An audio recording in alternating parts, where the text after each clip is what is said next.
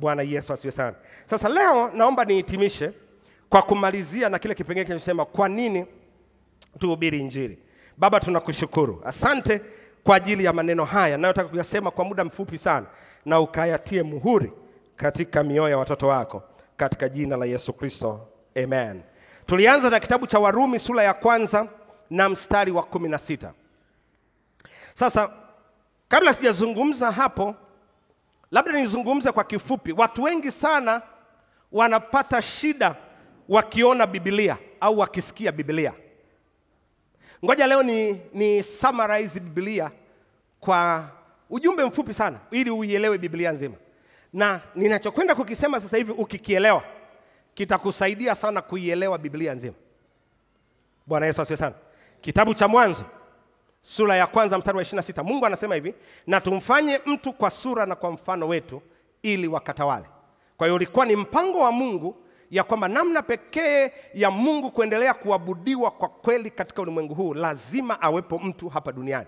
Kwa hiyo Mungu alimuumba Adamu ili yeye aendelee kuwa anaabudiwa, aendelee kuwa na ushirika, aendelee kuwa na mtendakazi atakayefanya kazi katika dunia hii, ambaye alimchagua Adamu. Adamu na mke wake Eva. Kitabu cha Mwanzo. Adamu na Eva walikaa na mwanzo wa safari yao katika dunia hii walifanya kwa uzuri sana kazi ambayo Mungu aliwatuma kufanya. Na walitembea hivyo na Mungu kwa miaka mingi sana, ambayo Biblia haijatuambia. Lakini Biblia inatuambia katikati ya safari yao, uko katikati, wakafika katika kitabu cha Mwanzo sura ya 3, ambapo wakaingia uchovu ndani yao. Wakahisi kama vile tumemtumikia Mungu sana, tumejitaabisha na Mungu sana. Eva akaingia upepo, akakubali kudanganywa na shetani, na kwa sababu hiyo dhambi ikaingia duniani. Kwa maana sababu hiyo, dhambi maana yake nini? Unapozungumza dhambi maana yake nini? Na hiki ndicho watu lazima muelewe. Dhambi sio matendo hasa unayoyafanya, ila dhambi ni kitendo cha uamuzi wako binafsi wa kuchagua kukaa mbali na Mungu. Kwa hiyo Eva na baadaye Adamu mume wake wakafanya uamuzi wa kuchagua kukaa mbali na nani? Na Mungu. Mwanzo 3 mstari wa 1 na kuendelea. Katika mstari ule wa 9 na 10, Mungu akawatembelea jioni ile wakati wa kupunga upepo. Mungu alipowatembelea akawauliza, Adamu, Adamu uko wapi? Kwa sababu alizoea wako karibu na yeye. Lakini anashangaa ghafla hao watu wameenda mbali na Mungu. Kitu gani kimewafanya waende mbali na Mungu? Na hiyo ndio dhambi, imewatenga mbali na Mungu. Hawakuwa wametengwa na Mungu moja kwa moja, lakini walikuwa wamechagua kujitenga kwa umbali fulani hapo Mungu. Kwa hiyo Mungu bado akaanza kuanzisha safari ya kujaribu kuwarudisha Adamu na Eva katikati yake. Mwanzo 3:15-16, Mungu akaahidi akasema maneno haya, nitaweka uadui, nitaleta ukombozi kupitia uzao wa mwanamke kwa huyu mwanadamu. Na kuanzia sasa unapoisoma Biblia yako, kuanzia Mwanzo 3:15, Mwanzo sura ya 3 mstari wa 15 na kuendelea mpaka Ufunuo wa Yohana sura ya 22 mstari wa mwisho, yote inamuhusu mtu mmoja tu, Yesu Kristo. Narudia, kuanzia Mwanzo 3:15 mpaka Ufunuo wa Yohana sura ya 22 mstari wa mwisho, yote is all about Jesus Christ. Ni kwa habari ya Yesu Kristo. Na ninaamini kuna wakati fulani nitapata muda nizungumze mpaka kitabu cha Ufunuo wa Yohana. Uone kabisa kile kitabu cha Ufunuo wa Yohana, it is all about Jesus Christ. Ni kwa Yesu Kristo. Bwana Yesu asifiwe sana. Kwa hiyo kuanzia pale Mwanzo 3:15 tunaanza kuona sasa wakati Mungu anaanza kuwasababisha, kwa sababu Yesu Kristo. Kwa nini tunazungumza habari ya Yesu Kristo?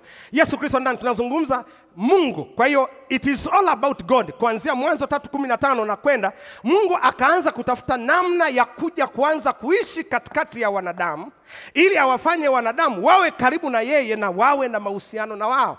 Ndio maana Yesu Kristo anaitwa Emmanuel, au Mungu anaitwa Emmanuel. Maana yake ni kwamba Mungu pamoja nasi. Roho Mtakatifu anaitwa pia Emmanuel, ya kwamba ni Mungu pamoja nasi. Kwa hiyo kuanzia Mwanzo 3 na kuendelea, it is all about, inazungumzia mchakato mzima wa Mungu kuja tena kurudisha mahusiano na Mungu. Sura ya 4 ya kitabu cha Mwanzo, hao watu wakachagua kwenda mbali zaidi, wakaanza kufanya dhambi zaidi. Mungu kidogo akataka kugairi awapoteze wote. Akasema nataka kuifutilia mbali dunia hii. Akasema ngoja niiue na maji, niiteketeze na maji. Ikaja gharika, lakini alipokuwa katika mchakato wa kusema sasa awapoteze wanadamu, afanye uumbaji mwingine mpya, akasema siwezi kufanya uumbaji mwingine mpya. Kwa hiyo akajitengea watu wachache, watu 8 ambao ni Nuhu na familia yake, ili ya kwamba Mungu alete kuabudiwa tena katika jamii ya watu walioamini. Bwana Yesu asifiwe sana. Nuhu akaona ukombozi wote wa Mungu uliotendeka, akaona kila kitu kilichofanyika katika ulimwengu huu. Nuhu akamsherekea Mungu, akakaa katika ile safina kwa miaka mingi. Dunia ikafunikwa na maji, maji yalipokauka mpaka nchi ikarudi tena. Nuhu akiwa ndani ya safina, baadaye akatoka katika safina. Nuhu akaanza kulima. Akili ya mwanadamu ilivyofinyu, ilivyofupi, Nuhu akasahau kile Mungu alichofanya kwake. Akaingia kuwa mkulima, akalima na watoto wake, akaanza kulewa, akaanza kuirudisha kidogo kidogo tena dhambi. Dhambi nini? Akaanza maana yake kuwa mbali tena na nani? Wakati wa gharika, mvua inanyesha, imefunika maji, Nuhu alikuwa karibu na Mungu. Mungu tuokoe, Mungu tulinde, Mungu tutunze. Lakini alipotoka ndani ya safina, Nuhu akaanza kuwa mbali. Kama wengi wetu leo tulivyo, mkiwa na shida, mkiwa na mambo mbalimbali, mnakuja karibu sana na Mungu. Mungu akiwafanikisha, mnaanza tena kuwa mbali na nani? Na Mungu. Dhambi maana yake ni kuanza kujitenga mbali na nani? Na Mungu. Kwa hiyo ikaendelea hivyo. Sura ya 9, sura ya 10, sura ya 11, watu wakawa wameongezeka sana. Hawa watu wakajisemesha, wakasema, wale watoto wa Nuhu wakiwa wameongezeka sana, wakasema maneno haya, wakasema ngoja tujenge mnara, tumfuate Mungu huko juu mbinguni aliko. Kwa hiyo wakaanza kujenga, wamejenga na kujenga na kujenga. Kwa maneno mengine, walichokuwa nakifanya, wakaanza kumtafuta Mungu kwa vitendo, kwa sheria, kwa namna ya kibinadamu. Mungu akasema namna hii ya kibinadamu hamwezi mkampata Mungu. Namna ya kumpata Mungu ni kwa kuiunganisha mioyo yenu na roho zenu pamoja nami. Kwa hiyo wakajenga mnara wa Babeli. Lengo lao walikuwa wanataka wamuone Mungu physical, wamshike. Mungu akamwambia wakati wa kuja kunishika physical na kuonana na mimi physical haujafika bado. Kwa hiyo tunafanyaje? Mungu akashuka, akawachanganya lugha, na pale mataifa yakazaliwa. Mataifa mbalimbali. Mtu ukijiuliza kwa nini taifa la Tanzania, kwa nini tuna Wachaga, kwa nini tuna Wapare, kwa nini sijui tuna Wahaya, kwa nini sijui tuna Wazungu na kila kitu, walitokea pale kwenye mnara wa Babeli wakasambazwa. Mungu akachanganya lugha, mnara haukujengwa tena. Kwani walikuwa wanajaribu kutafuta kwa matendo ya sheria kumpata Mungu. Na Mungu huwezi ukampata kwa matendo ya sheria. Bwana Yesu asifiwe sana. Bwana asifiwe. Sura ya 11, Mungu akawatawanya lugha. Sura ya 12 ya kitabu cha Mwanzo, Mungu akasema bado nina lengo lile lile ya kwamba niabudiwe na niwe na ushirika na wanadamu. Akamtokea mtu mmoja katikati ya jamii ya watu ambao walikuwa wanaabudu miungu. Tera, baba yake Ibrahim, alikuwa ni mwabudu miungu, anaabudu miungu kweli kweli.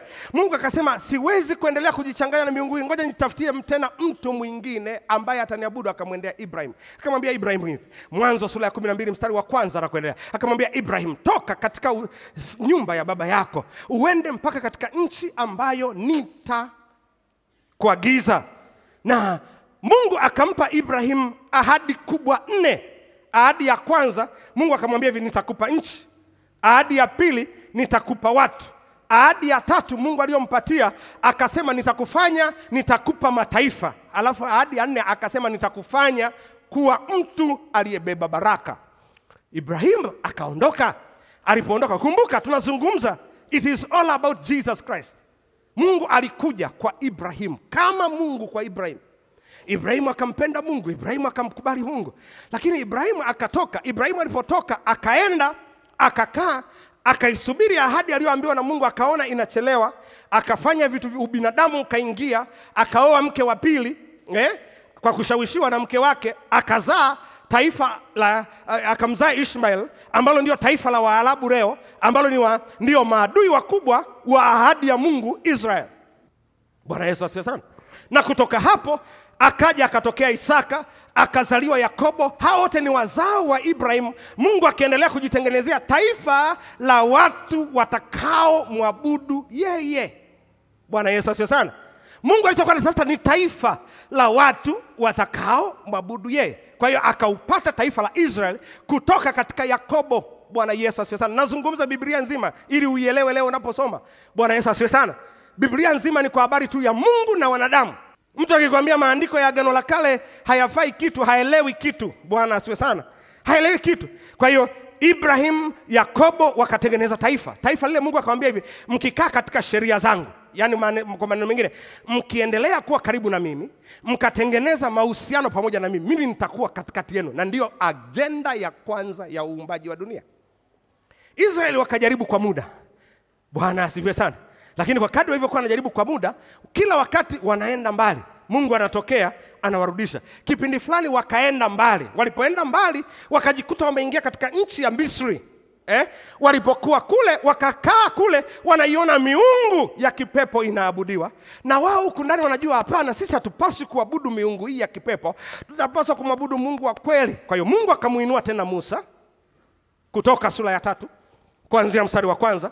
Musa akamrudisha tena Mungu ndani yake. Na safari hii Mungu akamwambia Musa, wakati Mungu anamwambia Musa watoke katika nchi ya Misri, alikuwa anamwambia jambo hili moja tu. Kawaambie hao watu wanatakiwa kutoka katika nchi ya Misri waende jangwani, wakafanyaje? Wakaniabudu. Kwa maneno mengine, nataka kurudisha mahusiano yangu pamoja na wao. Bwana Yesu asifiwe sana. Musa akapambana, unajua habari ya mapigo 10 katika nchi ya Misri, lakini mwishowe Musa akafanikiwa kuwatoa Israeli. Israeli wakatoka na shangwe kuu, tunaenda jangwani kumwabudu Mungu. Ni kama watu wengi leo wanavyokuwa katika dhambi, wamepigika na dhambi, wamepigika na mateso, wanasema natafuta ukombozi, natafuta kuokolewa, natafuta kumpata Mungu atakayefungua maisha yangu, namtaka Mungu atakayeokoa maisha yangu. Mtu anakuja hapa mbele, anaokoka. Ni kama taifa la Israeli sasa linatoka katika nchi ya nini? Ya Misri. Wanashangilia, wanafurahi, wanapiga vigelegele, wanapiga ndelemo, wanapiga shangwe. Wakaanza safari ya kutembea na Mungu kama ilivyo safari ya leo ya sisi kutembea katika wokovu. Wakatembea na Mungu kidogo. Halafu Mungu kila wakati katika safari yake huwa anataka kufika mahali ajue, je, umemlewa, umemjua, umemfahamu? Wanafika katika bahari ya Shamu. Kama ambavyo wewe umefika katika hilo jaribu ambalo limekabiri maisha yako, alafu unajiuliza uendelee kumwamini Mungu au uingize ubinadamu wako. Na wengi mnaingiza ubinadamu wenu. Mnaanza kulia. Mnaanza kusema, kwani Mungu aliniokoa kutuleta hapa ili tufe jangwani? Kama wengi wenu ambavyo mnasema, Mungu aliniokoa ili niteseke. Uliniondolea yule bwana aliyekuwa ananilipia nyumba ili niteseke. Umekuwa kama mwana wa Israeli ambaye alitoka kwa shangwe katika nchi ya mateso. Ulitoka kwa shangwe katika ugonjwa uliokuwa nao. Ulitoka kwa shangwe wakati umevamiwa na mapepo na hizo nguvu za giza. Ulitoka kwa shangwe. Leo umefika katikati ya safari yako, unaanza kuangalia mbadala. Wanasema ni heri tungefia katika nchi ya Misri. Kama wengi wenu hapa leo mnafika mahali mnasema ni heri tungefia katika nchi ya Misri. Lakini unashindwa kuelewa Mungu anachokitafuta ni mahusiano. Mungu anachokitafuta ni ushirika pamoja nao. Mungu anamtokea Musa katika sura ya 14 ya kitabu cha Kutoka, anamwambia Musa, kwa nini unanililia? Nyosha fimbo yako, piga maji haya ili nitengeneze barabara hapa. Kama wewe ambavyo kila wakati ukilia katikati ya shida, katikati ya taabu yako, Mungu waga anatoaga mlango wa kutokea. Muujiza ukitendeka, unasimama na kuanza kuimba, unashangilia, alafu kwa muda tena unasahau. Ndivyo walivyofanya walipovuka bahari ya Shamu kwa muujiza. Sura ya 15, Miriam dada yake Aruni akaongoza, alikuwa praise leader wa kwanza, akaongoza sifa na kuabudu kule jangwani akisaidiwa na Pastor Aaron. Wakaongoza ibada kubwa ya nguvu sana kule pale jangwani. Wanawaona zile maiti zimekufa mahali pale, wanashangilia, wanacheza. Sura ya 15 ya kitabu cha Kutoka anasema, kama usingalikuwa wewe Bwana, Israeli na aseme sasa. Hapo ndipo walisema wewe ni Ebeneza. Oh haleluya, hata sasa Bwana umetusaidia. Mara ngapi umesema hata sasa Bwana amenisaidia, lakini ukasahau? Bwana Yesu asifiwe sana. Nakusaidia leo uweze kuielewa Biblia na uelewe kwa nini ni lazima tuhubiri Injili. Bwana Yesu asifiwe sana. Kwa hiyo kutoka pale wakaingia tena katika safari kule jangwani. Wakatembea, wakafika katika mnara wa Babeli. Wakafika katika mlima Sinai. Walipofika katika mlima Sinai, Mungu akasema sasa mmeona miujiza. Na kabla ya kufika mlima Sinai, wakapitia mahali kwenye ule mwamba pale Mara, akawatolea maji. Wakapitia mahali, Mungu akageuza maji kuwa machungu, Mungu akashusha mana na kila kitu. Wakatembea. Kwa sababu kwa nini ilikuwa ni lazima wapewe mana katika kipindi hicho? Kwa sababu walikuwa hawana muda wa kukaa mahali fulani na kulima. Hawakuwa na muda wa kukaa mahali fulani na kuanza kufanya kazi kwa mikono yao kulima. Kwa hiyo mbingu lazima ilikuwa itoe kwa ajili yao. Ndio hapo watu wengi wanashangaa sana, na watu wengi wanashindwa kumuelewa Mungu. Umeokoka, alafu ghafla unaanza kuona Mungu anatoa miujiza ya kipesa, anatoa watu wa kukusaidia, anatoa watu wa kusimama nawe. Anachokitafuta ni kwamba usimame kwa miguu yako uokoke, alafu ufike mahali uanze kufanya kazi kwa mikono yako. The moment ukianza kufanya kazi kwa mikono yako, maana huwa inakoma. Fuatilia, walipovuka mto Jordan na kuingia katika nchi ya ahadi, siku tu walipoingia nchi ya ahadi, maana ilikoma.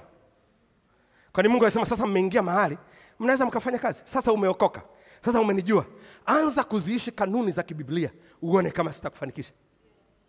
Kwa sababu tayari tuna mahusiano na wewe, na ninayempenda nitambariki. Daudi anasema nimekuwa mtoto, nimekuwa kijana, na sasa ni mzee, sijawahi kumuona mwenye haki wa Mungu ameachwa, wala uzao wake ukiomba chakula. Mungu hawezi akakuacha wakati mna mahusiano.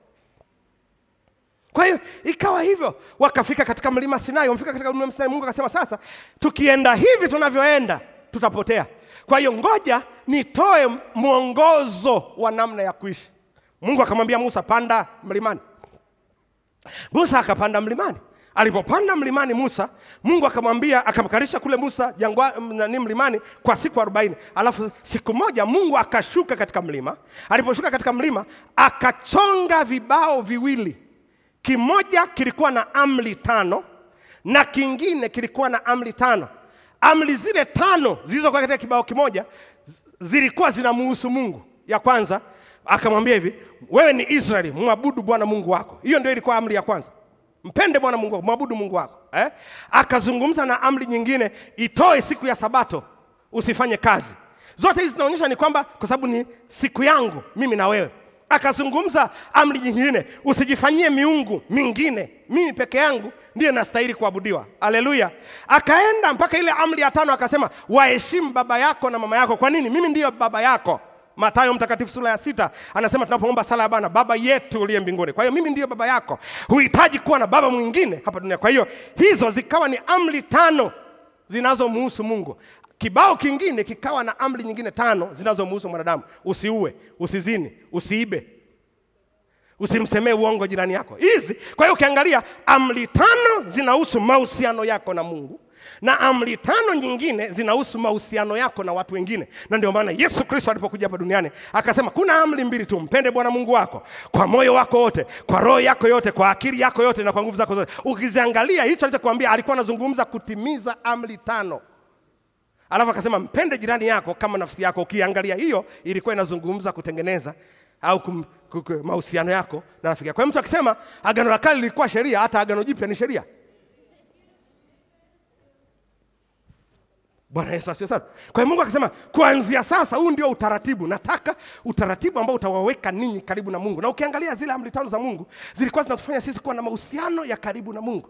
Alafu amri 5 nyingine zilikuwa zinafanya sisi kuwa sisi kwa sisi tupendane, ili itusaidie tuweze kumwabudu Mungu katika roho na kweli. Mmenielewa mpaka hapo?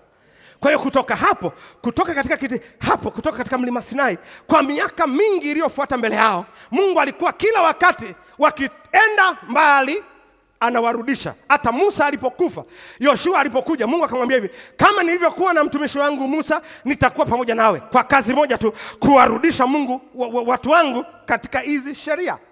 Ndio akasemaje? Yoshua 1:8, kitabu hiki cha Torati kisiondoke kinywani mwako, bali uyatafakari yote. Alikuwa anazungumzia kitabu gani cha Torati? Zile amri 5 za Mungu, na hizi amri 5 zinazohusiana na wanadamu zisiondoke kinywani mwako.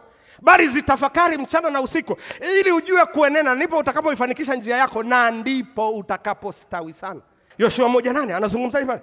Sema kitabu hiki, soma pale Yoshua 1:8. Anasema kitabu hiki cha Torati kisiondoke kinywani mwako, bali uyatafakari maneno yote yaliyoandikwa humo mchana na usiku, ili niweze kufanikiwa. Mungu alichokuwa anataka akili zangu, fahamu zangu zijazwe na yeye, zijazwe na ufahamu wake. Mungu awe the center katika maisha yangu, awe kiini katika maisha yangu.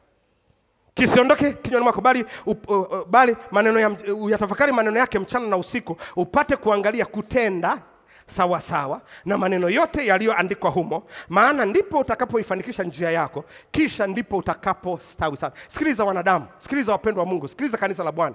Ili ufanikiwe, mahusiano yako namba moja na Mungu lazima yawe sawa. Ili ufanikiwe, mahusiano yako na watu wengine lazima yawe sawa. Bwana Yesu asifiwe sana.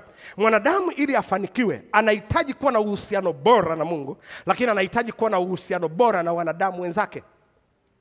Bwana Yesu asifiwe sana. Bwana asifiwe. Kwa hiyo hao wakaanza kutembea, wakaenda hivi. Angalia mstari wa 9. Mungu anamwambia Yoshua hivi, anamwambia usiogope. Angalia, je, mimi siye ndiye niliyekuamuru uwe hodari na moyo wa ushujaa? Usiogope wala usifadhaike, kwa kuwa mimi Bwana Mungu wako nitakuwa pamoja nawe kila uendako. Sikiliza, kazi ya kuwarudisha watu katika amri za Mungu, kuwarudisha katika mahusiano yao na Mungu, ni kazi inayoogopesha, ni kazi ambayo inatisha, ni kazi ambayo ina wapinzani wengi. Watakukatisha tamaa, watakuvunja mioyo, watakufanya usiendelee mbele, usiwe na mahusiano na Mungu. Lakini usiogope, mimi niko pamoja nawe. Ili uwe pamoja naye, Mungu anataka uwe na mahusiano wewe pamoja naye.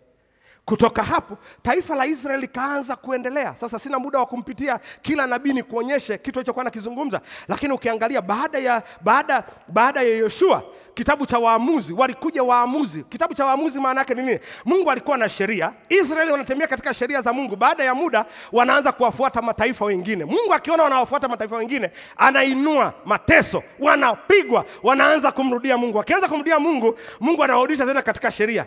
Kwa hiyo kila mwamuzi kazi yake ilikuwa ni moja tu, kuwatoa katika hali ya kutokumwabudu Mungu, warudi katika hali ya kumwabudu Mungu. Wakatembea waamuzi wote. Sina muda wa kutembea na kukuonyesha kwa habari ya kila mwamuzi, lakini baada ya waamuzi walipoisha, mwamuzi wa mwisho ambaye ndiye nabii aliyefuata alikuwa ni Samueli. Samueli wa kwanza sura ya 3 anazungumza hivi. Mungu anamtokea Samueli katika hekalu, anamuita Samueli, anamuuliza Samueli, Samueli. Samueli hajui, anamfuata Eli. Baadaye anakuja kugundua anayemuita ni Mungu. Mungu anamwambia, nataka kufanya jambo katika nchi hii ambalo kila atakayesikia masikio yake yatamwasha. Jambo lilikuwa nini? Nataka kuondoa uovu na niwarudishe watu wangu katika mahusiano yangu na Mungu. Kwa nini Mungu alikuwa anafanya hiyo wakati huo? Kwa sababu watoto wa makuhani, watoto wa Eli, wale wawili, Ofini na Finiasi, walikuwa wazinzi, walikuwa waasherati, walikuwa ni watu ambao wanatumia vibaya nafasi na vyeo walivyo navyo. Na ngoja niseme hapa na watumishi wa Mungu, na niseme hapa na viongozi mbalimbali ambao Mungu anawainua. Mungu nafasi anayokupatia sio nafasi ya kuitumia vibaya na kujinufaisha vibaya. Utakiwi kuwa mzinzi, utakiwi kuwa mwasherati. Usilewe madaraka, usilevye na fedha na mali unazozipata katika nafasi ulioko. Hao watoto walilewa. Na kama ambavyo tunaona viongozi wetu wengi na watu wengi wanaoingia katika nafasi za viongozi, wengi huwa wanalewa madaraka. Watu wa sayansi ya utawala wanakuambia hivi, mpatie mtu pesa, mpatie mtu madaraka, utaona rangi yake. Wengi wenu hapa ni wazuri na mnampenda Mungu kwa sababu huna pesa. Siku ukishika hela, wewe ushikiki.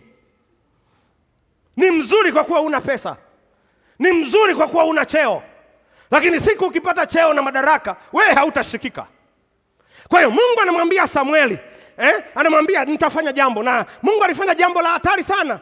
Eli akafa na watoto wake wakafa, ndio Samueli akainuka. Samueli aliinuka kwanza kama mtawala katika taifa la Israeli, anayesimamia sheria ya kimungu, lakini namba 2 kama nabii katika taifa la Israeli. Akatembea nao kuanzia Samueli wa kwanza sura ya 3, sura ya 4, sura ya 5, sura ya 6, sura ya 7, sura ya 8. Ilipofika ya Samueli, taifa la Israeli likainuka, likaanza kuzungumza, likasema tunataka na sisi tupate mfalme mwingine kama mataifa mengine yalivyo na mfalme. Mungu akakasirika, akasema, kwa hiyo mmekataa mimi nisiwe Mungu kwenu. Kama wengi wenu hapa ambao Mungu akiwainua, umetembea vizuri na Mungu katika biashara yako, katika nini yako. Alafu mwisho wa siku unafika mahali unasema ngoja niache kidogo utoaji wa sadaka. Ngoja niache kidogo kumtanguliza Mungu na kufanya ibada katika biashara yangu. Ngoja niache kidogo na nimweke Mungu mbali kidogo katika ofisi yangu. Sitakuwa naenda kila ibada ya Jumatano. Sitakuwa naenda kila ibada ya katikati ya wiki. Ngoja niongeze bidii katika kufanya kazi zangu mwenyewe. Nione wapi nitafika. Sikiliza, mwanadamu hawezi akafanya chochote cha mafanikio kama Mungu hajahusika katika kitu anachokifanya. Oh, haleluya! Biblia inasema mjue sana Mungu, ndipo utakapokuwa na uheri katika nchi akupayo Bwana Mungu wako. Kumbukumbu la Torati sura ya 8 mstari wa 18 mpaka 20 anasema, na wewe utamkumbuka Bwana Mungu wako, kwa kuwa yeye ndiye anayekupa nguvu za kupata utajiri. Lakini kabla hajafika hapo, Kumbukumbu la Torati sura ya 8 mstari wa 11 alianza kuuliza maswali haya, akasema, umejenga nyumba, usije ukawahi kudhani ya kwamba umeijenga kwa akili zako. Umeanzisha biashara, usije kudhani ya kwamba inafanikiwa kwa akili yako. Sio degree ulionayo, sio PhD ulionayo, sio network na connection ulizonazo, ila ni kwa sababu Mungu anahusika na maisha yako. Nawe utamkumbuka Bwana Mungu wako, kwa kuwa yeye ndiye anayekupa nguvu ya kupata utajiri, ili alithibitishe agano lake. Kwa hiyo Mungu alichokuwa anamwambia ni hiki: namna pekee ya kufanikiwa katika ulimwengu huu ni ninyi kuendelea kuwa na mahusiano mazuri pamoja na mimi. Bwana Yesu asifiwe sana. Bwana asifiwe. Kwa hiyo Samueli akajitahidi. Sura ile ya 8 ya kitabu cha Samueli wa kwanza, Mungu akaumia moyo, akasema sawa. Mungu akalia akasema, kwa kuwa mmetaka mfalme nitawapa mfalme. Sura ya 9 ya kitabu cha Samueli wa kwanza, Mungu akaeleza sifa za mfalme atakayekuja, na hizi sifa ukiziangalia ndizo sifa za watawala wanaotawala. Akasema mfalme atakayekuja atawatawala kwa nguzo ya chuma. Kila mfalme atakayekuja, Mungu alisema pale, atachukua kodi kwenu, atachukua watoto wenu walio wazuri, atachukua mali zenu zilizo nzuri, atachukua mashamba yenu yaliyo mazuri, atachukua kila kitu, utajiri. He will plunder. Atawachukulia mlivyo navyo mikononi mwenu. Angalia dunia nzima, asilimia kubwa ya watawala wanaoingia katika madaraka wanafanya exactly kilichoandikwa katika Samueli wa kwanza sura ya 9. Bwana asifiwe. Bwana asifiwe. Na ndio maana wanawaambia watu, sikiliza, moja kati ya vitu ambavyo mnatakiwa kuvifanya ni kuwaombea watu walioko madarakani, kwa sababu nyuma yao kuna nguvu tu inawasukumaga kuhakikisha kwamba wanafanya kilichoandikwa katika Samueli wa kwanza sura ya 9. Wanakuwa mafisadi wengine, wanashindwa kulielewa kusudi, wanaanza kujinufaisha na wanawake, wanaanza kujinufaisha na wanaume, wanaanza kuchukua na kupora mali na vitu vya jinsi hiyo. Kwa nini? Ni exactly Samueli wa kwanza sura ya 9. Mungu alihuzunika. Kwa nini? Wamekataa kutawaliwa na Mungu na wanataka kujitawala wenyewe. Na ngoja niseme, mwaka huu najua ni mwaka wetu wa uchaguzi. Ngoja niseme hapa, kiongozi unataka kufanikiwa katika maisha ya uongozi ambao Mungu anataka kukuweka, hiyo nafasi anataka kukuweka, namna pekee ya kiongozi kufanikiwa katika nafasi Mungu aliyokuweka, hakikisha kwamba Mungu anakuwa mbele katika maisha yako. Usiache nafasi ya Mungu. Viongozi waliofanikiwa duniani ni viongozi ambao wameunganisha imani yao ya kidini katika kazi zao. Unganisha imani yako na Mungu wako na kazi unayoifanya. Sasa wewe jidai, ingia katika madaraka, alafu muache Mungu, uone umbali utakao kwenda. Utazingua, utachafua. Hakuna mwanadamu aliye na nguvu ya kuwa mwadilifu. Uadilifu ni tokeo la mtu kuwa na Mungu ndani ya moyo wake. Narudia, hakuna shule katika ulimwengu huu inaweza kukufundisha uadilifu. Namna pekee ya wanadamu kuwa waadilifu, kuanzia viongozi wa siasa mpaka viongozi wa kidini, namna pekee ya watu kuwa waadilifu ni Mungu kuwa the center, kiini katika maisha yao. Kama huna Mungu, usijidanganye kwa habari ya kuwa mwadilifu. Na ndio maana wakati mwingine tunasema, lakini huyu ni mtumishi wa Mungu, mbona amefanya hiki? Sikiliza, anaweza akajiwa na jina la kujiita mtumishi wa Mungu maadamu amemweka Mungu mbali. Muulize Eli, waulize Ofni na Phineas. Bwana Yesu asifiwe sana. Kwa hiyo Sauli akaingia into power. Moja kati ya kitu ambacho Mungu alikuwa anakitaka kwa Sauli ni hiki. Samueli wa kwanza sura ya kwanza mstari wa 10. Mungu akamwambia, akahakikisha kwamba Sauli anakutana na Samueli. Samueli akamwambia hivi, sikiliza, Mungu anataka kupaka mafuta, lakini namna pekee itaka kusaidia, dumisha mahusiano yako na Mungu ili utawale vizuri. Kitu gani kilimwangusha Samueli? Sauli. Samueli wa kwanza sura ya 15 mstari wa 21 na 22. Angalia pale. Kitu kilichomwangusha Sauli ni hiki. Alipoacha mahusiano yake na Mungu. Angalia pale. Anasema ile Samueli wa kwanza sura ile ya 15 mstari wa 21 na 22. Anasema ila watu waliteka nyara na kondoo za ng'ombe walio wazuri katika vitu waliviweka wakifu kusudi wavitoe dhabihu kwa Bwana Mungu wako huko Gilgali. Angalia mstari wa 22. Mungu hakuwa amemwagiza afanye hiki kitu alichokifanya. Alikaidi, akaenda kinyume na Mungu. Naye Samueli akamwambia Sauli, "Je, Bwana huzipenda sadaka za kuteketezwa na dhabihu sawasawa na kutii sauti yake?" Viongozi wengi na watu wengi sana huwa wanadhani wanaweza wakamuonga Mungu.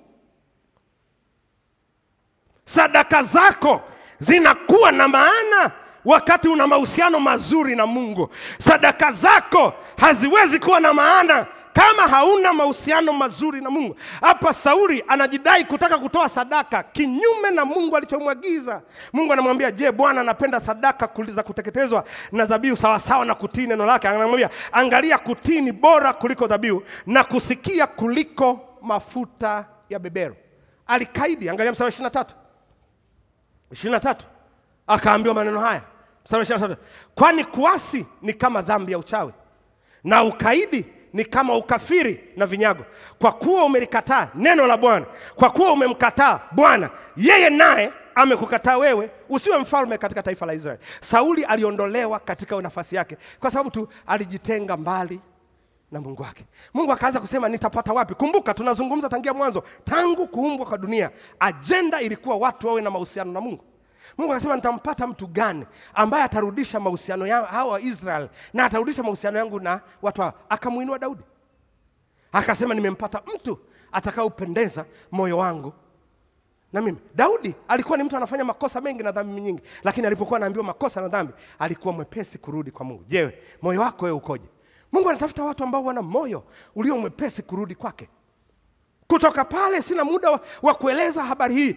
Baadaye Daudi akafuatwa na Suleimani. Suleimani alipoingia katika madaraka, Suleimani akaanza vizuri na Mungu. Ukisoma Mambo ya Nyakati, akaanza vizuri na Mungu sana. Mungu anakutana naye anamwambia, "Suleimani, umeinuliwa kuingia katika ufalme. Unataka nikupe nini?"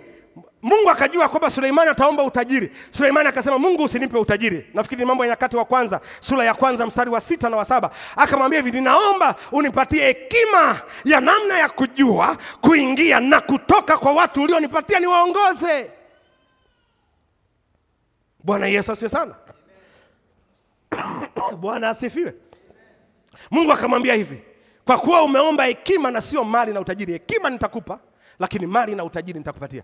Suleimani akapewa hekima. Akawa ni mwenye hekima. Maana yake nini? Hekima ni matumizi sahihi ya neno la Mungu katika maisha ya watu. Kwa hiyo Suleimani akaanza kutembea vizuri katika neno la Mungu na mahusiano vizuri na Mungu. Alianza vizuri kazi yake akiwaongoza watu katika sheria ya Mungu. Angalia jinsi alivyozindua hekalu lake. Ukisoma katika kitabu cha Mambo ya Nyakati wa pili sura ya 5, anajenga hekalu la Bwana, anamleta Mungu ndani yake. Utukufu wa Bwana unashuka, nguvu za Mungu unashuka. Suleimani akasema, "Haya si ndio maisha? Ponda mali, kifo chaja."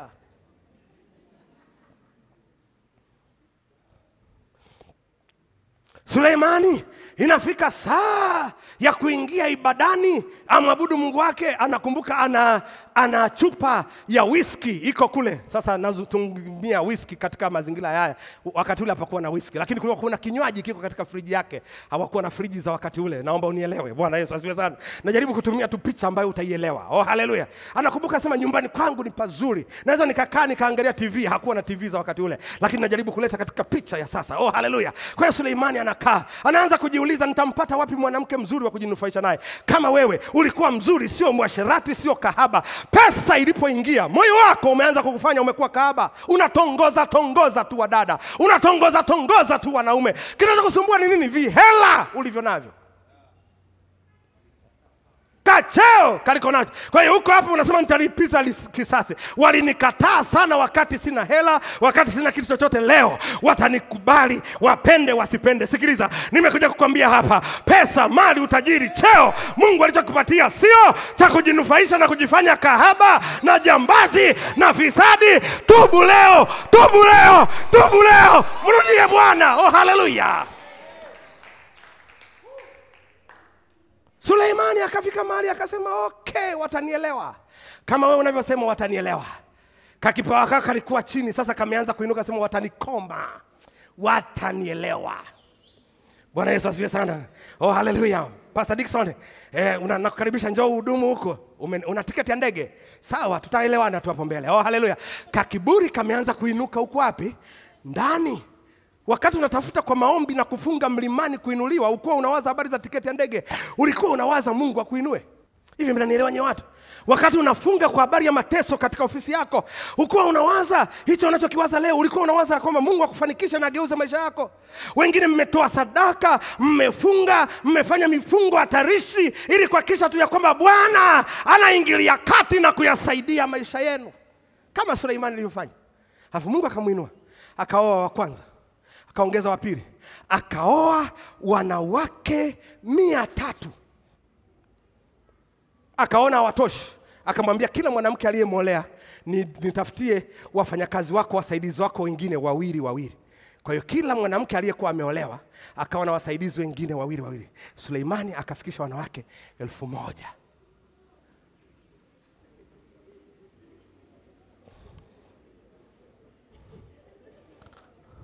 Mwambie jirani yako, wewe body count yako ni ngapi?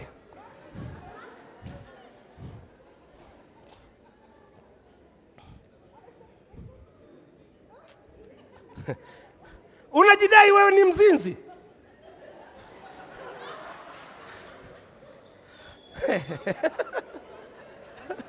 Wewe unajidai ni mzinzi? Wenzako walikuwa wanajua kweli kweli. Acha kuchezea kazi usizozijua.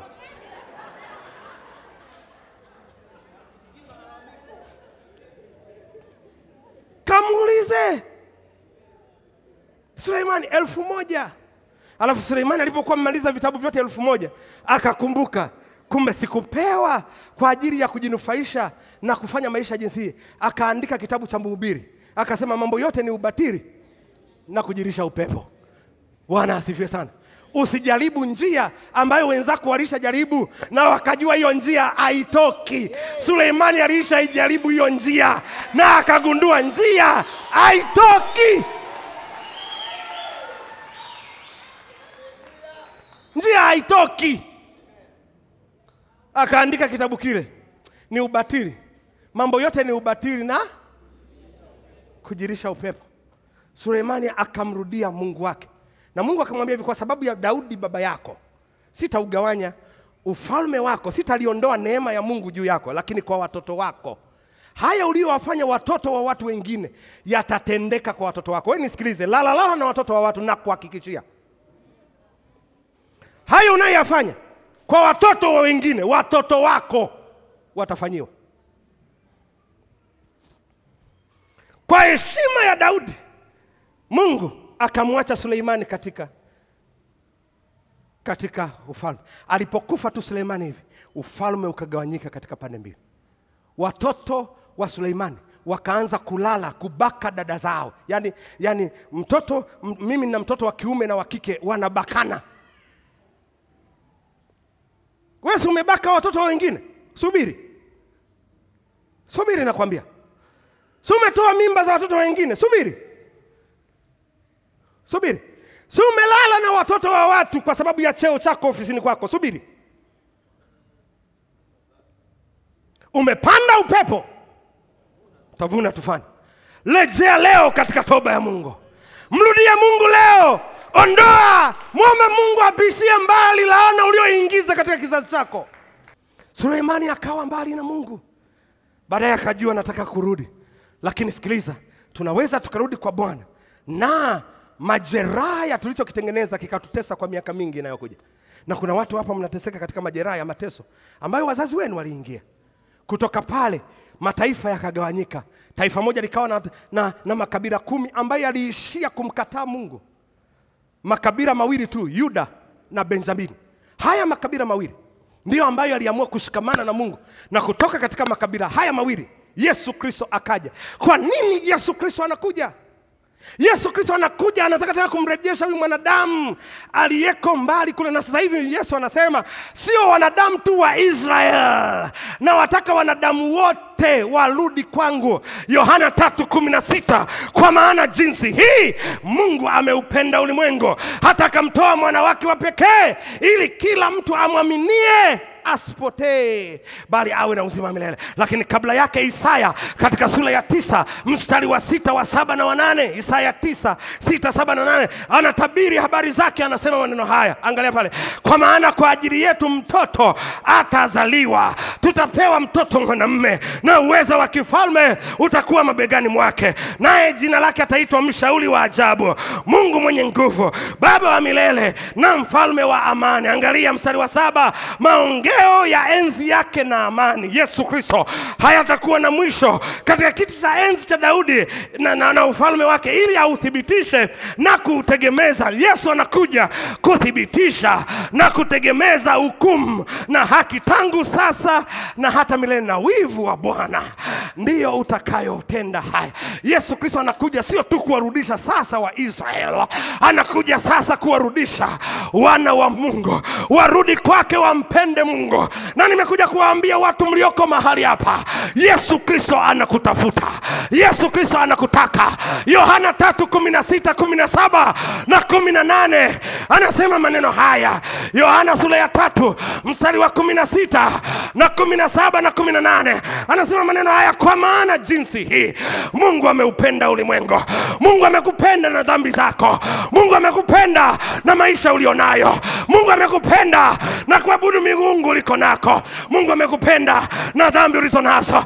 Mungu amekupenda na ukahaba ulionao. Mungu amekupenda na wizi na rushwa ulizo nazo. Kwa maana jinsi hii Mungu ameupenda ulimwengu, na yeye amemtoa mwana wake wa pekee Yesu Kristo, ili kwamba kila mtu amwaminie asipotee. Yesu amekuja ili usipotee. Una sababu ya kuendelea kuishi katika maisha ya dhambi unayoishi. Yesu amekuja usiendelee kuishi katika maisha ya dhambi. 3:17 anasema maneno haya, amwaminie Yesu. Anasema hivi, 17 anasema hivi, hakumtuma mwana ulimwenguni ili auhukumu ulimwengu, bali ulimwengu wote uokolewe katika yeye. Alafu mstari wa 18 anasema hivi, amwaminie yeye hahukumiwi, asiyemwamini amekwisha kuhukumiwa. Kwa nini watu wasiomwamini Yesu Kristo wameisha hukumiwa? Ni kwa sababu hawajataka kurudisha mahusiano yao na Mungu. Kwa tunapozungumza habari za wokovu, tunazungumza habari za kurudisha mahusiano yetu na Mungu. Oh, haleluya. Na ndio maana tunapopeleka injili na kuhubiri injili, tunapeleka habari ya kurudisha watu katika wao na Mungu. Bwana asifiwe sana. Kwa hiyo mitume wakampokea Yesu Kristo, wakaokoka. Safari ya wokovu ikaanzia hapa. Marko 16 nadhani mstari wa 15 anasema maneno haya. Angalia pale Marko 16:15 anasemaje mahali pale? Angalia 16:15, akawaambia, enendeni ulimwenguni mote mkaihubiri injili kwa kila kiumbe. 16 anasema maneno haya. 16 anasema maneno haya, aaminie na kubatizwa ataokoka, asiyeamini amekwisha kuhukumiwa. Kwa hiyo utaki kumpokea Yesu Kristo leo, hukumu ya Mungu inakaa juu yako. Nimekuja kuambia watu wa Tanzania, nimekuja kuambia watu wa dunia mnaonifuatilia sasa hivi, kokote unakonifuatilia, Yesu Kristo anataka maisha yako, anataka aingie ndani yako. Na ukisha mpokea Yesu Kristo kama Bwana na Mwokozi wa maisha yako, anasema enendeni ulimwenguni kote. Na Yesu Kristo alifanya kitu cha ajabu sana. Matendo ya Mitume sura ya 1 mstari wa 8. Matendo ya Mitume 1:8 anasema maneno haya. Anasema, na ninyi mtapokea nguvu Yes, Roho Mtakatifu akisha kuajiria juu yenu, alafu ninyi nanyi mtakuwa mashahidi wangu katika ulimwengu. Yaani maana yake nini? Tutatembea ulimwenguni wote kuwaambia watu warudishe mahusiano yao na Mungu. Wokovu ni nini mchungaji? Kuwaambia watu warudishe mahusiano yao na Mungu. Kwa hiyo kazi ya Biblia nzima iliyopo ni kuwarudisha watu kutoka katika mahusiano yao mbali na Mungu, warudi pamoja na Mungu. Bwana asifiwe sana. Mitume wakaanza kitabu cha Matendo ya Mitume sura ya 2 mstari wa 37. Petro akahubiri injili. Akahubiri injili. Alipohubiri injili kabisa ya kweli, aliyokuwa anawaambia nini? Rudisheni mahusiano yenu pamoja na Mungu. Na watu waliposikia maneno hayo ya Petro, wakachomwa mioyo yao, wakamwambia Petro na mitume wengine, tutendeje ndugu zetu? Angalia mstari wa 38, na upenda sana 38. Petro akawaambia, tubuni. Mgeuke jirani yako mwambie, tubu. Mchungaji, toba maana yake ni nini? Toba maana yake, nilikuwa naenda huko, alafu ghafla nasikia injili, nageuka naanza kwenda kule. Oh, haleluya. Mwambie jirani yako, tubu. Toba. Kaambia, tubuni, geukeni. Kwa nini kuendelea kuishi maisha ya dhambi? Kaambia, tubuni, mkabatizwe kila mmoja kwa jina la Yesu Kristo, mpate ondoleo la dhambi zenu, nanyi mtapokea kipawa hiki cha Roho Mtakatifu. Biblia inatuambia mstari unaofuata, katika siku ile watu 3,000 wakampa Yesu Kristo maisha yao. Kanisa la kwanza lilianza na washirika 3,000. 3,000 na zaidi ndio lilikuwa kanisa la kwanza. Wale watu wakakaa kanisani, wakafundishwa kanisani. Walipokaa kanisani wakafundishwa, miujiza ikaanza kutokea. Yona, miujiza ikaanza kutokea. Tedi wanaona watu wanafunguliwa. Wanaona miujiza inatendeka. Elizabeth anauza kiwanja, analeta hela kanisani. Watu wanakula, wanasema haya si ndio maisha.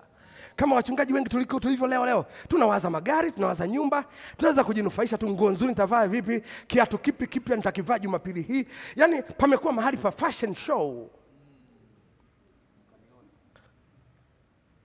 Kanisa la kwanza lilikuwa hivyo. Watu wanakula, wanakunywa. Maisha, watu wakasema haya si ndio maisha haringa. Nilikuwa sijawahi kuvaa suti, ndio naivaa suti leo kwa Yesu, si ndio maisha haya. Nilikuwa sijawahi kupanda ndege, mimi mchungaji napandishwa ndege leo, si ndio maisha haya. Kwa hiyo wachungaji na wenyewe wakaingia kwenye ile ponda mali, kifo chaja, comfort zone. Mungu akamwambia, sikuwapa Roho Mtakatifu kwa kazi hii. Bwana Yesu asifiwe sana. Matendo ya Mitume sura ya 8 mstari wa 1, Mungu akamwambia, nina kazi moja tu ambayo nimewaitia. Kazi ni moja tu ambayo nimewaitia. Kazi yenyewe ni nini? Mwende mkahubiri injili. Matendo ya Mitume akasema, nitaleta jambo. Akasababisha. Matendo ya Mitume sura ya 8. Anasema siku ile kukatukia adha kuu, kanisa lilokuwa katika Yerusalemu, na wote wakatawanyika katika nchi ya Uyahudi na Samaria. Mungu aliona wamekaa mahali pamoja siku nyingi, akaona hawa wajinga, ngoja niwafanye kitu, akasababisha adha. Sikiliza, inawezekana unapita katika ugumu unaopitia katika maisha yako kwa sababu hela Mungu alizozileta zifanye kazi yake, uzipeleke kwenye kazi.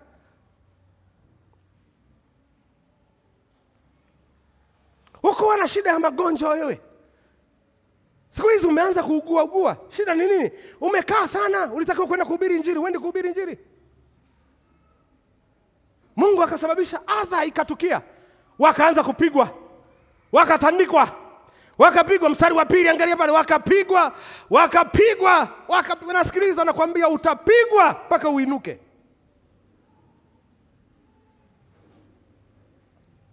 Kwa sababu agenda ya Mungu ni moja tu. Mungu anataka mahusiano. Watu wataua, wakamzika Stefano. Sikiza, mpaka Stefano anafika mahali anauawa. Stefano aliuawa kwa ajili gani? Yeye alikataa kukaa kwenye comfort zone. Akasema mimi nitaanza kuihubiri injili. Alipohubiri injili akasema huyu ana kilanga. Wakamuinukia, wakiongozwa na mtu mmoja anaitwa Sauli. Paulo ndio alikuwa pale, akahakikisha kabisa wanamshika, wanamtandika, wakamuua Stefano. Mstari wa 3, angalia pale. Sauli akariharibu kanisa la Mungu, akaingia nyumba kwa nyumba akiwapiga watu. Mstari wa 4, anasemaje? Na kanisa likatawanyika. Kanisa, angalia mstari wa 4 anasemaje? Lakini wale waliotawanyika wakaenda huko na huko wakahubiri injili. Sikiliza, unaweza ukahubiri injili kwa amani au ukahubiri injili kama matokeo ya kupigwa katika maisha. Wewe unataka ipi? Kwa hiyo kutoka pale Mungu akamwambia, wewe Sauli, umefanya kazi nzuri. Niliwaambia siku ya kwanza, shetani ni mtumishi wa Mungu. Kwa hiyo Sauli na yeye alitumika kama mjumbe wa Mungu kwanza kuwatawanya. Lakini baadaye Mungu akasema, hili jamani nzuri. hili haliwezi likakaa limefanya kazi nzuri. Hii bidii yake na itaka kwenye ufalme. Bwana Yesu asifiwe sana. Haleluya. Bwana Yesu asifiwe. Maana alijua akina Petro, akina Yohana, akina nani hawawezi wakaenda Yudea, wakaenda Samaria na wakafika mpaka miisho ya nini? Alishawatathmini wanafunzi wake. Akaona hawataenda mbali sana hawa. Akajua ngoja niliinue jamaa fulani, hili liipeleke injili katika mataifa. Sura ya 9 akamuokoa mtu mmoja anaitwa Sauli. Huyu aliyekuwa anawapiga. Akikutana naye katika barabara ya kwenda kule kuwatesa, anasema ngoja nikawashike na wakule waliotawanyikia, ngoja niwafuate. Akaokolewa. Wewe uliokolewa kutoka wapi? Wengine mliokolewa kutoka katika night club. Wengine mliokolewa kutoka katika kumbi za disco. Wengine mliokolewa kutoka katika maisha namna. Mungu alianzia hapo hapo na anataka uanzie hapo hapo na kuanza kuihubiri injili. Our past is a mark that will remind us that we should preach the gospel. Amen. Nasema maisha yetu ya kale ni makovu katika maisha yetu ambayo yanatukumbusha ya kwamba lazima tuhubiri injili. Kama asingelikuwa huyu Yesu mimi nisingeacha ulevi. Kama asingelikuwa huyu Yesu mimi nisingeacha ukahaba. Kama asingelikuwa huyu Yesu mimi nisingeacha wizi. Kwa hiyo ile maki, ile kovu ulionalo linakukumbusha habari za injili. Kwa hiyo Sauli ndiye mtu wa kwanza akaanza kuichukua hii agenda ya kimungu. Sauli akaanzia, wale walikuwa wameishia tu kwa sababu Yesu Kristo mtakuwa mashahidi yangu Yudea, Samaria, hata miisho ya dunia. Sauli alianzia injili Samaria. Kwa hiyo akahakikisha Samaria imesikia. Samaria ilipokuwa imeelewa injili, akapeleka kando kando yote ya Samaria na Yudea, akahubiri injili. Ndio akafanya safari ya kwanza. Paulo, Matendo ya Mitume, kasome pale utaona, akafanya safari ya kwanza ya utumishi. Paulo anafanya safari ya kwanza ya utumishi, inaitwa missionary journey ya kwanza ya Paulo. Anahubiri sehemu za Yudea. Missionary journey ya pili ya Paulo, anafanya Samaria yote. Anaenda mpaka miisho ya dunia. Missionary journey ya 3, anarudi kuyaimarisha makanisa kule alikoishi, lakini akasema safari hii siishi tu kuyaimarisha makanisa. Akasema na mataifa yanahitaji kuhubiriwa injili. Safari ya mwisho Paulo aliyoifanya, Matendo ya Mitume, sura za mwisho zile, Paulo akasafiri akapelekwa Rumi. Rumi ndio ilikuwa dunia ya wakati ule. Akahakikisha Rumi imesikia injili. Bwana Yesu asifiwe sana. Bwana asifiwe. That is gospel. Injili kazi yake ni watu waje kwa Yesu. Baada ya hapo unaona kitabu cha Warumi anaandika tu kuimarisha makanisa. Kitabu cha Wagalatia anaandika tu kuimarisha makanisa. Kitabu cha Waefeso anaandika tu kuimarisha makanisa. Lakini kazi ilikuwa sasa, mimi ninaenda kuuawa Rumi. Nani ataanzia Rumi na kwenda mbele? Hapo ndipo nimekuja kukwambia wewe, lazima tuanzie Rumi, twende mpaka miisho ya dunia. Lazima uanzie hapa Kibororoni, uende mpaka Singida, uende mpaka Rombo, uende mpaka Dodoma, uende mpaka Songea, uende Malawi, uende Msumbiji. Bwana Yesu asifiwe sana. Biblia kazi yake ni moja tu, hiyo. Kwa hiyo vitabu vyote vilivyoanzia hapo baada ya Matendo ya Mitume, vitabu vingine vyote vilivyofuatia hapo, Paulo ameandika nyaraka 13, 12. Zote alizoziandika hizo 12 ameziandika kuimarisha tu makanisa kwa kazi aliyoifanya ya kuhubiri injili. Sasa wewe unasoma nyaraka za mtu aliyefanya kazi ya kuhubiri injili. Na mwisho, sina muda wa kuhubiri leo. Bwana Yesu asifiwe sana. Kitabu cha Ufunuo wa Yohana kinakuja kwa kazi moja tu. Mungu anamtokea Yohana, anamwambia maneno haya. Anamwambia ile kazi iliyoanza kufanyika tangu mwanzo, sasa ninakuja kuliambia kanisa lililoanzishwa. Akamtuma kwa makanisa 7 ambayo Paulo alikuwa ameanzisha kipindi kile. Makanisa yale 7 ni picha 7 ambazo kanisa la sasa litapitia. Kwa nyakati 7 ambazo kanisa hili litapitia. Na baada ya hizo nyakati 7 kanisa hili kupitia, tunafika sura ya 19 ya kitabu cha Ufunuo wa Yohana, ambapo tunazungumza safari ya mwisho au kwenda kwenye mbingu mpya na nchi mpya, kurudi kwa Yesu Kristo. Bwana Yesu asifiwe sana. Ukijua Biblia hivyo utakaa chini. Watu wamekaa wanabishana kwa habari ya neema na kukosa neema, kwa habari ya sheria na kukosa sheria. The agenda sio sheria na kukosa sheria, neema sio na dini. Agenda ni mahusiano binafsi. Bible is all about relationship yetu na Mungu. Wangapi mmenielewa? Wangapi wanasema niko tayari kwenda kwa kazi hii ya injili? Leo nataka niombe. Haleluya. unajua unataka kupata moto wa injili, sogea mbele. Hallelujah. Wala sikulazimisha. Wewe unajua mimi I feel going.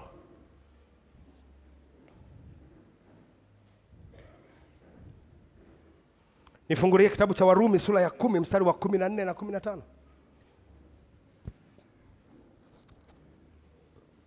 Wewe unajisikia mimi nataka kwenda. Nasikiliza, usije hapa kama una nia ya kwenda.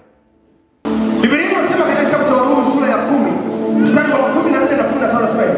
Basi wamtenye yeye wasiyemwamini.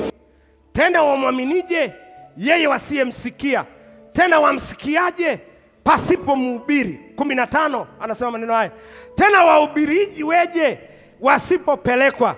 Kwa maana kama ilivyoandikwa, ni mizuri kama nini miguu yao wanaokwenda kuhubiri injili. Leo hii nataka niiombee miguu yako uwezo wa kwenda. Hallelujah. Funika macho yako. Thank you Jesus. Inua tu mikono yako juu. Mwambie Baba, nataka miguu yangu leo ipakwe mafuta ya kwenda. Nimekaa chini vya kutosha, lakini leo nataka niende. Gospel is all about going. Injili ni kwa ajili tu ya kwenda. Hiyo tu. Umesema tena wahubirieje wasipopelekwa? Kama ilivyoandikwa, ni miguu ni mizuri kama nini miguu yao wahubirio injili. Mwambie Baba, miguu yangu leo ipake mafuta. Na uombe kwa shauku yako. Na uombe kwa kina cha moyo wako. Na uombe kutoka katika kilindi cha moyo wako. Wewe ambaye umekuwa ukisikia sauti ya Bwana ikikwambia uende, na kwa muda mrefu umekaidi, sauti inakwambia umsemeshe huyo aliyeko ofisini kwako na usemi. Sauti inakwambia umsemeshe mnaifanya biashara pamoja. Sauti inakwambia umsemeshe ule uliyekaa naye sasa hivi katika kiti na mnasafiri pamoja. May the grace of the Lord, neema ya Bwana iachiliwe juu yako. Nguvu ya Bwana.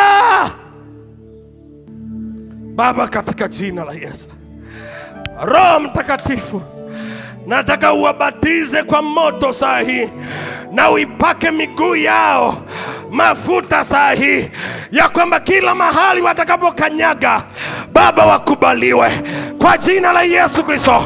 Na achilia neema ya kutembea katika injili. Neema Baba, ninaambukiza ambukizo la injili. Naambukiza the power the power of God, the anointing of God. Naambukiza upako, upako, upako, upako, upako, upako, upako, upako, upako, upako. Pokea roho, pokea roho, pokea roho, pokea roho, pokea roho, pokea roho, pokea roho, roho, roho, roho wa Bwana, roho wa Bwana. Pokea roho, pokea nguvu, nguvu ya Bwana. Uweza, pokea sahi, pokea sahi, pokea sahi. Uwezo wa kutonyamaza, pokea sahi. Nguvu ya kutonyamaza, nguvu ya Bwana. Uwezo wa Bwana. Pokea mafuta. Raka satai. Roho Mtakatifu, shuka sasa. Shuka ndani yao. Shuka ndani yao. Shuka ndani yao. Shuka ndani yao. Shuka ndani yao. Pokea uvuvio wa Roho Mtakatifu. Pokea uvuvio wa Roho Mtakatifu. Pokea uvuvio. Pokea uvuvio. Pokea uvuvio. Pokea uvuvio. Pokea uvuvio. Pokea uvuvio. Pokea uvuvio. Pokea mafuta. Roho Mtakatifu. Roho Mtakatifu. Roho Mtakatifu. Roho Mtakatifu. Roho Mtakatifu. Pokea leo. Pokea leo. Pokea leo. Pokea. Pokea leo. Pokea. Pokea leo. Pokea leo. Pokea. Pokea. Pokea. Pokea leo. Pokea leo. Pokea leo. Pokea nguvu. Pokea uwezo. Roho Mtakatifu, shuka leo. Shuka leo. Shuka leo. Shuka leo. Shuka leo. Shuka roho. Roho wa Bwana. Shuka leo. Shuka. Shuka leo. Shuka leo. Roho wa Bwana, roho wa uweza, roho wa Mungu, ile roho iliyoshuka Antiokia, ile roho iliyoshuka Yerusalemu, shuka sai, shuka sai. Yule roho, shuka, shuka, shuka Baba, Baba shuka, wajaze, wajaze, wajaze, wabatize, wajaze, wabatize, wajaze leo, wajaze kwa jina la Yesu.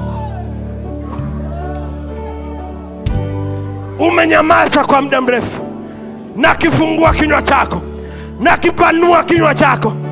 Pokea, pokea, pokea, pokea gombo la Bwana, pokea kitabu cha Bwana, pokea Injili, pokea uwezo wa maandiko ndani yako, pokea uwezo wa maandiko, pokea nguvu ya Mungu. Oh my Lord, sasa hii, oh kararabasika makaraboyana, oh maguse Bwana, oh kaya sata.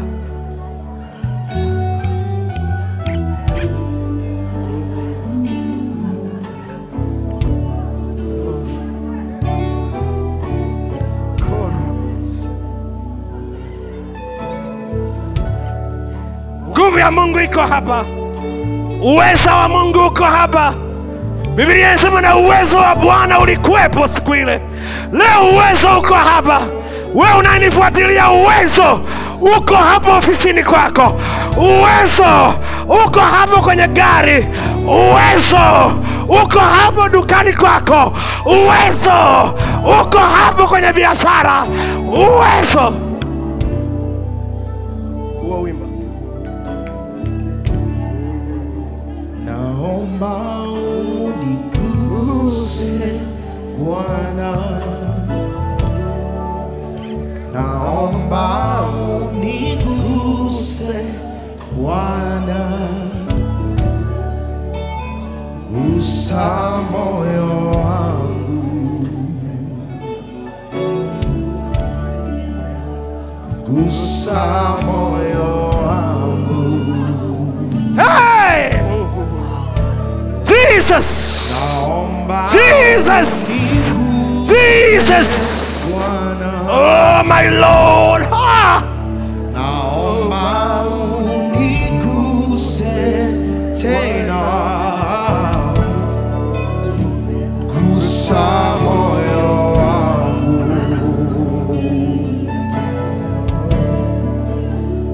gusa moyo wangu.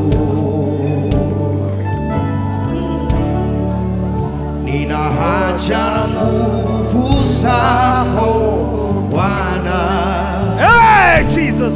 ili nitimize mapenzi yako tena. Gusa moyo wangu,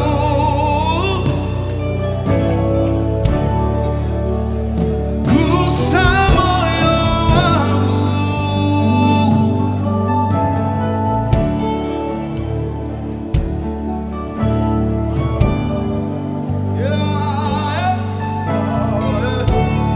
Hey! Hey! Gusa Hey! moyo wangu,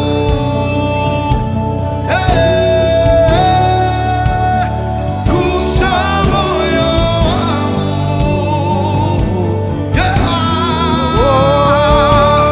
gusa moyo wangu, sha-na-na-na-na,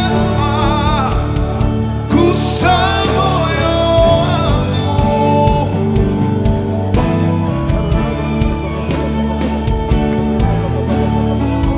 Shatarababa seketerebo, rekeketerebo siatarababa, erebo siarababasa, shekerebo siatarababa, anderebo siakatarababa, Seketerebosi atarababa. Rakakaterebosi andarababa. Seketerebosi andarababa. Rakakatarababa. Yesu